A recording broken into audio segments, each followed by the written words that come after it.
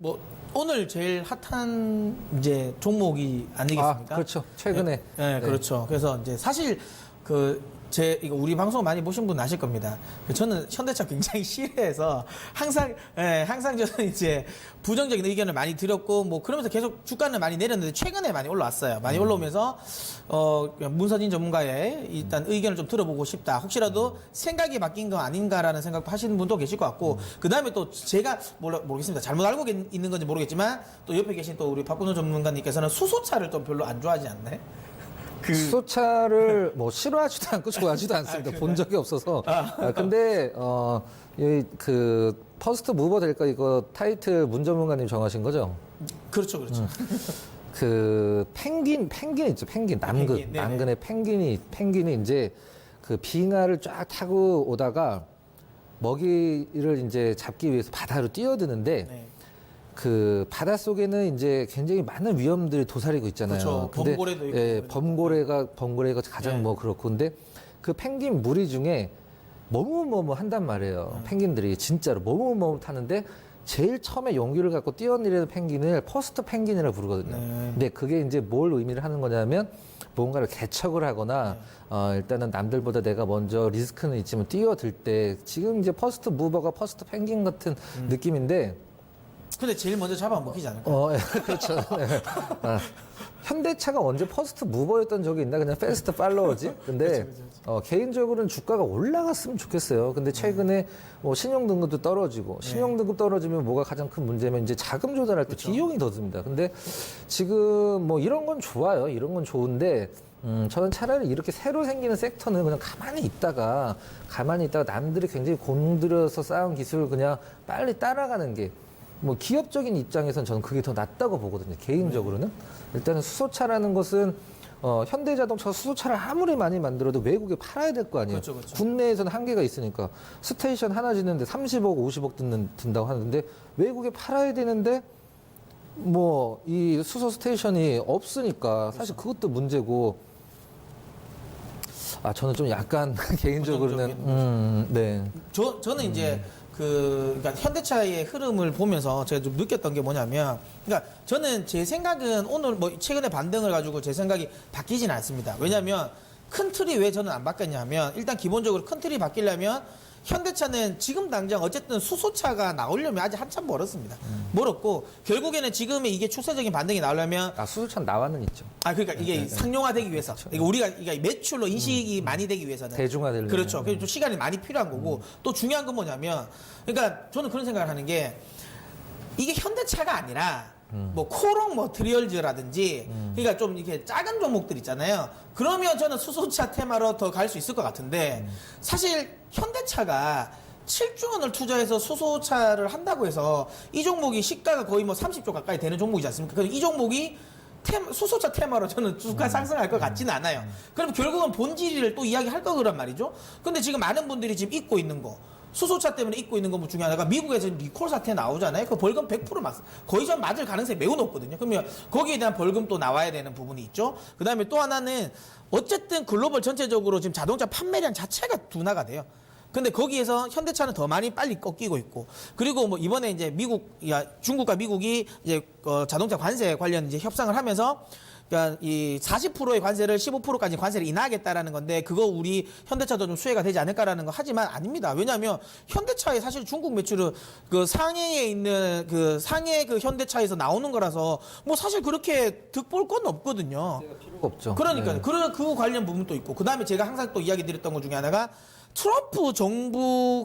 트럼프가 미국의 대통령으로 있는 한 저는 완성업체가 미국이 아닌 다른 완성업체가 막 추세 상승을 하는 흐름은 제가 보기에는 쉽지 않을 것 같아요. 그래서 저는 본질적인 문제를 우리는 잊지 말자라는 부분이고요. 그리고 수소차도 저는 생각을 하는 건 저도 약간 수소차보다는 저는 전기차라고 보는 게 그러니까 물론 수소차 가격 비싸고 이거는 어쨌든 저는 어느 정도 과도기는 있겠죠. 수소차도 달리고 전기차도 달리는 그 과도기는 나올 것 같긴 해요. 어떤 면에서는 전기차인데. 그렇죠. 그러니까 어쨌든 전기로 가는 연료전지. 건데 네. 그러니까 원료 자체가 순수하게 이제 전기를 충전해서 가는 건지 아니면 자체적으로 수소로 만들어서 전기를 만들어서 가는 건지 차이지만 어쨌든 처음에는 저는 같이 할 것 같아요. 두 개를 다 할 것 같긴 해요.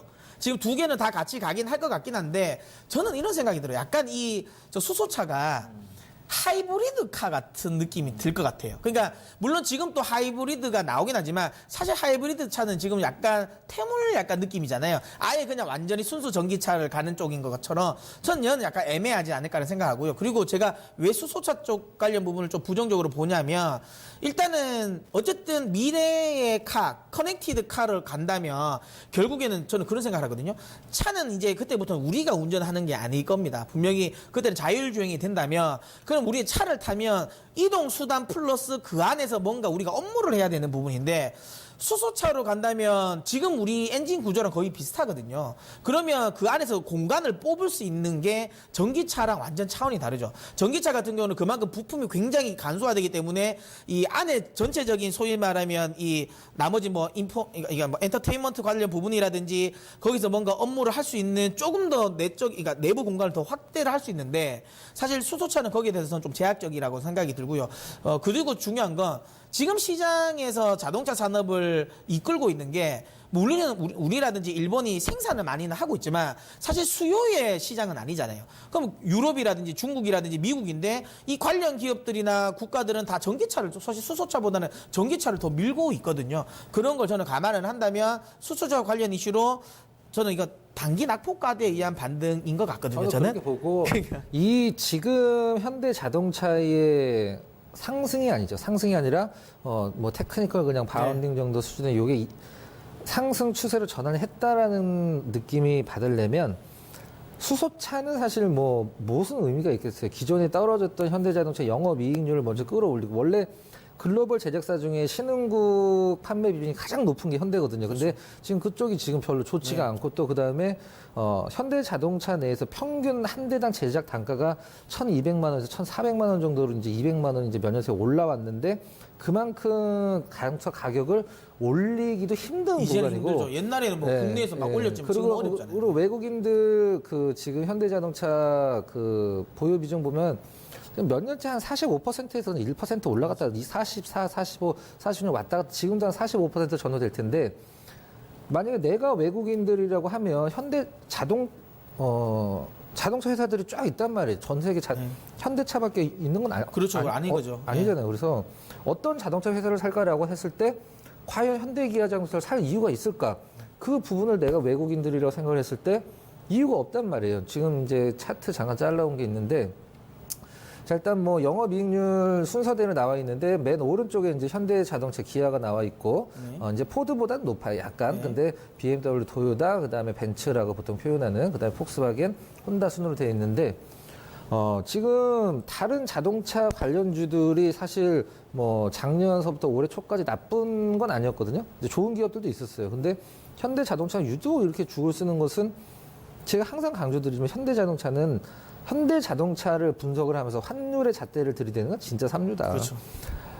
내수 기업이라고 저는 생각을 하고 있기 때문에 그 1,000억을 벌면은 600억을 국내에서 버는 현대자동차인데 일단 아까 문 전문가님이 말씀해 주신 리콜이 상당 부분 이제 영업이익 떨어진데 많이 그 작용을 좀 했고 국내에서 현대자동차에 대한 이미지를 어느 정도 좀 올리는지 지금 웬만한 동네 시골 가도 웬만한 아파트 지하 주차장 내려가면 엄청납니다. 그렇죠. 지금 네, 엄청나요. 외국 차들 더 많죠. 그래서 그 내수를 끌어올리기 전에는 저는 현대자동차가 예전의 영광을 찾는 것은 거의 가능성 제로다. 전 개인적으로는 이렇게 생각을 하고 있습니다. 그러니까 이제 지금 전문가님께서도 사실 주가도 퍼스트 무버가 될 거라고는 생각을 안 하시는 거잖아요. 이게 지금 데드캣 바운스 기술적 반등 정도로 생각하시는 거죠.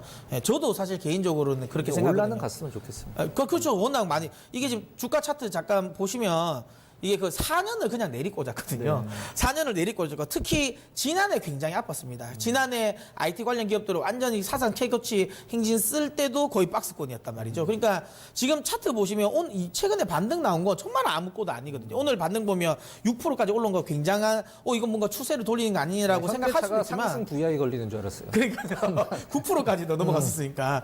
그러니까 이런 관련 부분은 저는 그런 생각을 합니다. 그러니까 낙폭 지금 현재 구간에서 어쨌든 주도주가 없는 상황에서 낙폭과대 종목에 뭔가 이벤트가 하나 딱 떨어지면 거기에 대한 저는 반응이라고 저는 보거든요. 그래서 이걸 지나치게 제 생각에는 수소차 관련 엮어서 가는 거는 좀 무리다. 오히려 LG 디스플레이도 몇 달 전에 쫙 그렇죠. 올라오다가 다시 이렇게 예, 원위치 가죠. 역시 올라왔으면 좋겠는데 제가 하나만 말씀드리면 지금 현대자동차가 올라가는 이유 중에 시장에서 꼽는 이유가 또 펠리세이드라는 네. SUV인데 방탄소년단이 예, 우리나라에서 가장 많이 팔리는 SUV가 산타페잖아요. 산타페, 산타페 펠리세이드 둘 다 현대 계열이고 일단은 산타페도 나온 지 사실 얼마 안 됐어요. 오래는 안 됐단 말이에요. 근데 신차 효과로 약간 좀 디자인은 굉장히 좀 뭐 파격적이더라고요. 네. 그래서 굉장히 초도 물량이 많이 계약이 됐다라고 하는데 그만큼 이 반대로 산타페 물량이 줄어든 것까지 발표를 한다라고 하면 그렇죠. 발표한다라고 하면 현대자동차의 이 SUV 라인이 과연 얼마나 지금 성장을 했는지 그 부분도 사실 감안을 해줘야 됩니다. 제가 봤을 때. 맞습니다. 그러니까 그게 지금 그 박근호 전문가님께서 이야기하신 것처럼 진짜 산타페 쪽에서 이쪽으로 넘어가는 것도 많을 것 같아요. 왜냐면 제가 가격을 보니까 생각보다 그렇게 엄청 비싸진 않더라고요. 가성비가 굉장히 좋게 나왔다. 네, 그래서 저도 사실 좀 깜짝 놀랐어요. 그러니까 어쨌든 대형 이제 SUV잖아요. 그래서 제 생각에는 꽤 많은 금액이 나올 거라고 봤는데 이게 그게 아니라 약간 그러니까 이게 뭐지? 그러니까 이 포드의 익스플로러를 잡으려고 나온 것 같거든요. 아니면 뭐 뭐 아우디의 뭐 Q5인가요? 뭐 이런 거 아니면 뭐 BMW X5 이 정도 급이 뭐 가격 차이가 나긴 하지만 어쨌든 그런 쪽이라고 볼 줄 알았는데 그걸 잡으려고 하는 게 아니라 가격을 보니까 산타페를 잡을 것 같아요. 네, 그래서 저도 그쪽 관련 부분은 좀 생각이 듭니다. 그래서 뭐 저희 두 사람의 의견은 뭐 저는 그러니까 이 기술적 반등은 조금 더 나올 것 같긴 합니다. 왜냐하면 워낙 지금 재료도 없고 워낙 많이 떨어졌으니까 시장에 재료가 없으니까 좀 더 반등 나올 것 같긴 한데 저는 기술적 반등 정도라 보고 있어서 오히려 이 종목을 가지고 계신다면 저는 단기적으로는 조금 더 끌고 가도 되지만 일정 수준 그냥 13만 원 위에서부터는 매도를 저는 생각을 하셨으면 좋겠고요. 그리고 많이 오랫동안 물려 계시는 분들도 13만 원 위에서 정도에서는 저는 제 개인적인 생각이 좀 매도 쪽으로 저는 또 의견을 가져가는 게 비중을 좀 줄이는 게 맞지 않나라는 저는 생각을 합니다. 현대차를 개인적으로 매수를 고려를 하시는 분들은 저는 확실하게 올라가는 걸 더 확인한 다음에 사도 그렇죠. 늦지는 안 늦죠. 않을 건데요. 확실하게 예. 워낙 많이 떨어졌기 때문에 그렇죠. 15만 원 넘겨도 그다음에 시장에서 주가가 왜 올라가는지를 실적으로 이게 보여줬을 보여주면, 때 그렇죠. 그때 사도 저는 뭐 한 분기 좀 덜 늦게 사도 4년 5년 떨어진 거니까. 그렇죠. 그러니까 현대차가 퍼스트 무버 이야기했는데 저도 여러분들이 퍼스트 무버가 될 필요가 없을 것 같아요. 근데 패스트 팔로워가 되면 될 것 같아요. 괜히 먼저 사서 보쳐 서다가 그냥 계속 또 주구장창 소위 말하면 그 LG 디스플레이 꼴 날 수도 있으니까. 그리고 현대자동차 가장 큰 시장 중에 하나인 북미 시장 같은 경우에는 지금 그 제네시스 라인이 한 달에 뭐 몇백 대밖에 안 팔리거든요. 딜러십이 전국에 현대자동차 딜러십이 한 400군데, 500군데 정도 되는데 한 달에 한 대 판다는 소리거든요. 근데 이게 좀 약간 그 안에 내부 노이즈가 문제가 있긴 있어요. 이제 처음에 현대자동차를 팔던 딜러십이 있었는데 제네시스 브랜드가 런칭을 하면서 현대에서 제네시스를 파는 게 아니라 제네시스를 따로 이제 판매 라인을 두면서 기존의 현대 딜러십에서 굉장히 반발이 심했죠. 근데 왜 글로 빼냐? 네, 그렇죠. 그러니까 현대차인데 현대에서 팔면 되지 왜 제네시스를 따로 파냐, 매장을 따로 만들어야 되냐, 뭐 그랬었는데 일단은 그게 팔기로 하긴 했는데 일단은 뭐 안에 룸 같은 경우는 제네시스를 좀 따로 만들어야 되는 그런 게 있더라고요. 그래서 지금 그것 때문에 굉장히 좀 불협화음이 있어서 지금 미국 시장에서 굉장히 성공적으로 안착한 렉서스도 굉장히 오래 걸렸거든요. 그렇죠. 근데 따라잡겠다고 만든 지금 G80, G90은 이제 들어갔고 가장 많이 팔 거라고 생각을 하고 있는데 G70은 아직 런칭을 못했어요.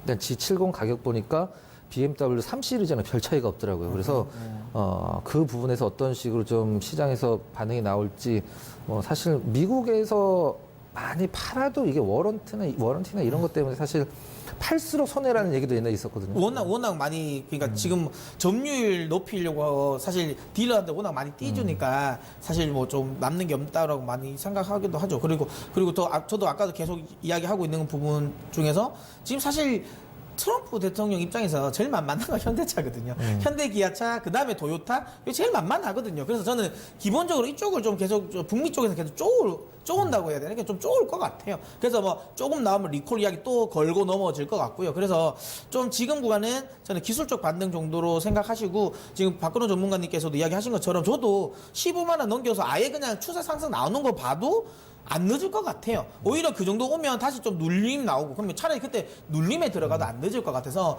너무 지나치게 이쪽 관련 지금 최근의 반등을 추세 반등으로 보는 건 쉽지 않을 것 같다. 혹시라도 나중에 진짜 추세 반등이 나올 것 같으면 저희가 방송에서 다시 한번 또 다뤄드리면 또 될 것 같아서 예, 일단은 지금 저희의 뭐 두 사람의 의견은 기술적 반등 정도만 좀 노리자. 예, 요걸로 일단은 마무리 짓도록 하겠고요.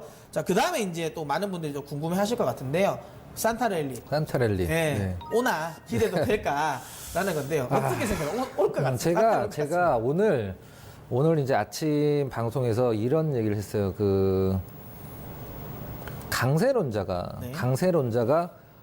버티다 약세론으로 바뀌었을 때 시장은 그때 바닥이 온다. 네.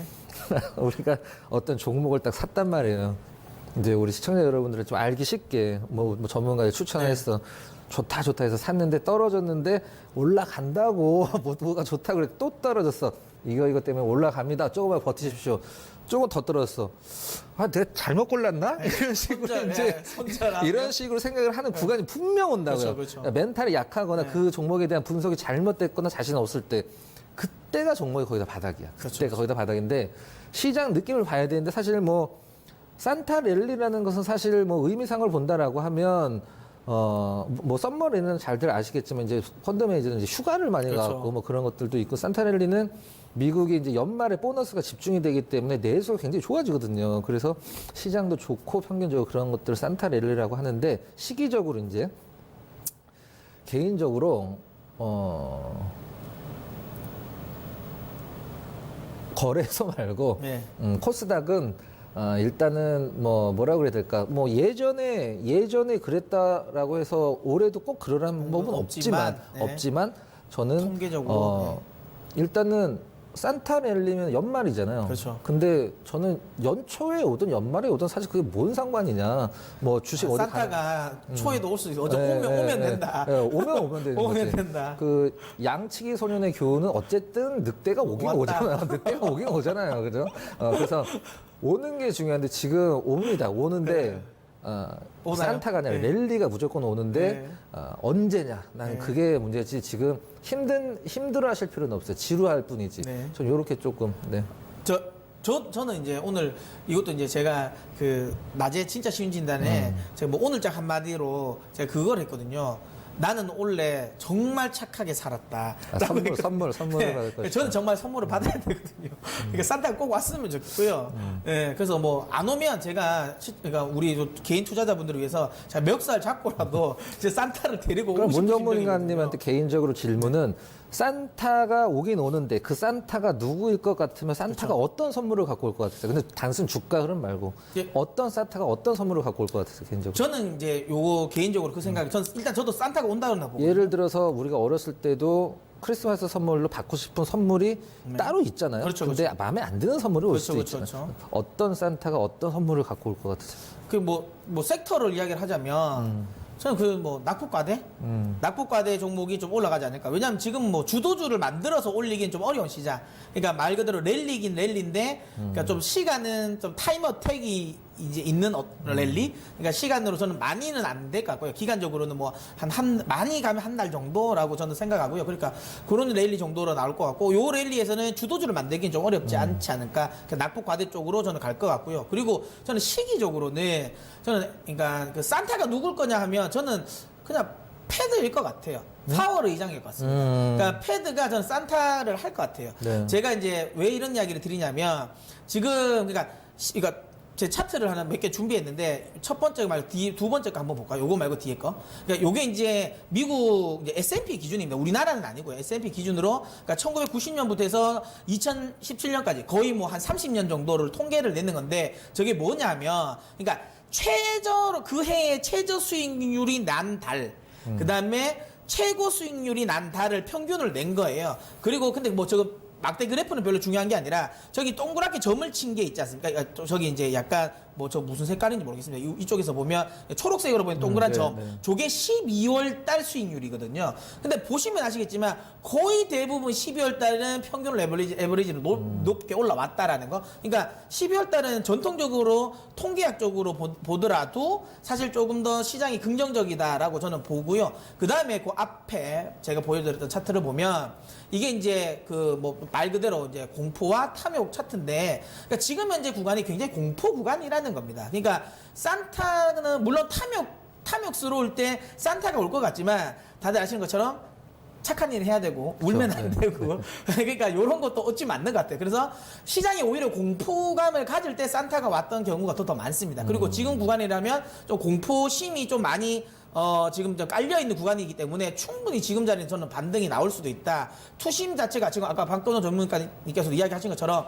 너무 어려우니까 좀 포기하려고 하는 구간, 이 구간에서 오히려 저는 반등이 나올 거라고 보고요. 항상 그랬죠. 그러니까 시기적으로도 좀 가능성이 있다라고 보고, 아까 그 왜 산타가 저는 왜 패드가 될 거라고 보냐면, 저는 최근에 시장이 그러니까 저는 좀 제 아기가 있으니까 애기 요즘 계속 물론 저희 딸이 이 방송은 안 보겠죠. 그러니까 아직 어리니까 자겠죠. 그러니까 보면 화장품 화장품 요즘에 애기 세트가 있어요. 그걸 자꾸만 뭐 산타 할아버지 이걸 뭐 사주세요라고 막 이야기를 하잖아요. 진짜로 바르는 거요? 예, 요즘 애기 화장품 있어요. 애들도? 예, 요즘 있습니다. 그래서 화장품주가 잘 가나요? 뭐 어쨌든 근데 애들용으로 있는데 그걸 이제 사달라고 막 기도를 하는 거잖아요. 그러니까 어쨌든 제가 산타가 되는 거잖아요. 저희 딸한테는. 그러니까 저희가 그걸 듣고 그 선물을 지금 사주려고 하는 것처럼 저는 시장이 패드에게 기도를 하고 있는 것 같아요. 그게 뭐냐면 지금 최근에 미중 무역 분쟁으로 막 이렇게 시장이 급락하다가 12월 들어서 급락한 이유는 그게 아니에요. 대부분 아시겠지만 미중 무역 분쟁은 잘 되고 있다고 그래요. 근데 미국의 경기 둔화 우려감. 그러니까 고용 지표가 안 좋아. 시장은 사실 이제 고용 지표 별로 보지도 않았거든요. 근데 고용 지표가 안 좋아서 나왔으니까 이거 경기 둔화 우려감 아닌가 나왔고, 그 다음에 미국의 최근에 경제 지표 관련 이슈가 나오면서 미국의 경기 둔화 우려감. 그러니까 경기 둔화 우려감으로 지금 시장을 밀고 있는 거예요. 그러니까 패드 입장에서는 지금 시장은 이런 것 같아요. 패드한테 지금 우리 경기 안 좋잖아, 이렇게 힘들잖아, 이런 상황에서 너희 지금 금리 인상 그렇게 빨리 할 거야? 원래 이렇게 빨리 해서 우리 이렇게 힘들었는데 이제 좀 빨리 안 해줬으면 좋겠어 라고 지금 시장이 보채는 것 같아요. 기도하는 것 같고, 그 기도를 저는 패드가 들어줄 것 같습니다. 왜냐하면 느낌이 있거든요. 최근에 파월 의장도 신규 주택 판매 이 지표 나오고 나서 급격하게 비둘기파로 돌아섰거든요. 왜냐하면 2017년 대비해서 2017년 고점 대비해서 2018년 최근에 10월달 지표가, 그러니까 이 중간 미들라인 주택 가격이 12%나 급락했어요. 사실 연준 입장에서는 리만 때라든지 서브프라임을 생각 안 할 수가 없습니다. 그래서 그 이슈 나오고 나서는 연준 위원들이 굉장히 좀 비둘기파적인 발언을 하고 있다라는 거, 저는 이런 부분을 저는 감안을 해야 된다. 그러면 이제 다음 주죠. 그러니까 19일 날이죠. 19일 날 FOMC 회의에서 제 개인적인 생각은 조금은 완화적일 것 같긴 해요. 그러니까 어차피 금리 인상은 하겠죠. 12월 달 금리 인상은 하는데, 대신 내년도 금리 인상과 관련된 부분은 약간 속도를 줄일 거라는 언급은 할 것 같고요. 그 이야기가 들리면 제가 보기엔 단기적인 또 산타 랠리가 나오지 않을까. 왜냐하면 지금 뭐 미중 무역 분쟁과 관련된 부분은 어느 정도 저는 또 허니문 기간이라고 보고 있고요. 그 다음에 박근호 전문가님께서도 이야기하신 것처럼 또 연말 쇼핑 시즌, 근데 쇼핑도 또 잘 내고 있거든요. 그럼 이쪽 관련 부분 나오고 거기에 패드까지 좀 도와주면 요게 이제 산타가 이제 되지 않을까라는 게 제 개인 생각입니다. 산타가 될 후보들은 사실 많이 있어요. 뭐 가까이는 뭐 김정은 위원장이 될 수도 있고. 그렇죠. 우리로 따지면. 예, 그리고 그렇죠. 뭐 그냥 가장 어떻게 보면 미운 사람이 트럼프가 될 수도 있고. 그렇죠. 제일 큰, 요즘에는 트럼프는 산타가 아니라 하나님 같은 존재 아닌가요? 요즘에 시장으로 네. 따지면. 자료 중에 맨 마지막 자료를 잠깐 보면서 좀 말씀을 드리고 싶은데, 다른 거 필요 없을 것 같아요. 자, 이게 어떤 거냐면, 이제 흰색 글씨는 시장에서 우리가 이제 뭐 시장의 고점 대신 얼마 떨어졌다, 몇 개월 동안 얼마 떨어졌다 많이 나왔던 그 퍼센트가 이제 나와 있는 거고, 홀짝이죠, 홀짝. 이게 이제 만들라고 좋은 것만 만들어 온 게 아니라 항상 저런 흐름이 나왔었어요. 이제 왼쪽서부터 아래로 시간적인 이제 흐름이라고 보시면 될 것 같고요. 맨 왼쪽 위가 이제 2000년도 1월 달서부터 지금 2018년도 11월 11일까지 했을 때 큰 폭의 낙폭이 나왔을 때 그 다음에 시장이 얼마만큼 반등을 줬는지, 사실 이런 게 시장은 움직이죠. 이제 떨어지는 게 있고 올라가는 게 있는데 지금 시장을 이제 기회로 잡는 사람 분들도 계시고 그다음에 지금 시장은 힘들다 하시는 분들이 계신데 어느 정도 시장에서 내가 그 투자 구력이 좀 있다라고 하시는 분들은 지금 분명히 느끼실 수 있는 구간이에요. 네. 이제 딱히 언제를 기점으로 시장 반등한다 이런 부분들은 그 누구도 장담하기 힘들지만 지금 나와 있는 이런 어떤 통계적인 우리나라 시장의 흐름을 봤을 때 빠질 만큼 빠졌다. 빠질 만큼 빠졌는데 여기서 힘들어하지 마시고 가장 중요한 것은 좀 가장 제가 싫어하는 말이 뭐 힘들면 뭐 즐겨라 뭐 이런 말 있잖아요. 난 그 말을 싫어하긴 하지만 지금은 뭐 즐길 필요는 없지만 굳이 여기서 뭐 왜 주가가 이렇게 떨어질까 시장이 어디까지 떨어질까라고 고민을 할 필요가 없는 장이라는 거죠. 우리가 대선 테마주들 보면 아까 대선 테마주 갖고 굉장히 뭐 좋은 말씀해 주셨는데 쭉 올랐다가 이제 그 재료가 완전 소멸이 되고 후보가 사퇴까지 했는데도 쭉 떨어지다가 더 이상 안 떨어지는 구간이 나온단 말이에요. 그게 뭐냐면 그 기업의 거의 자산 가치까지 왔을 때는 이제 더 이상 안 떨어지거든요. 근데 지금 사실 자산 가치 이하로 있는 종목군도 굉장히 많이 있기 때문에 힘들어하지 마시고 그냥 뭐라 그래야 될까 언제 올라갈지 그것만 좀 기대를 하는 그런 느낌으로 시장을 보시면은 저렇게 별로 힘들진 않을 것 같아요. 네. 네, 뭐 저도 계속 이야기 좀 산타가 저도 왔으면 좋겠습니다. 왔으면 좋겠고요. 요것도 이제 저도 이제 저희가 이제 막 약간 사적으로 이야기 여담이긴 한데 저도 이제 이쪽 관련해서 뭐 보면 한 2017년부터 해가지고 쭉 왔었는데 2007년부터 해서 그러니까 리마 사태도 겪었고 뭐 남유럽 사태도 겪었고 뭐 저보다 더 오래 전부터 하셨던 분들 같은 경우 뭐 IMF 사태도 다 겪으셨을 거 아니겠습니까? 근데 이걸 쭉 차트를 제가 한번 쫙 다 봤는데 저는 제 개인적으로 생각이 어떤 때보다 올해가 제일 힘든 것 같아요. 그래서 왜 그러나 제가 보니까 리만 때도 사실 내리는 건 빨리 내렸어요. 그리고 또 반등을 좀 빨리 해줬더라고요.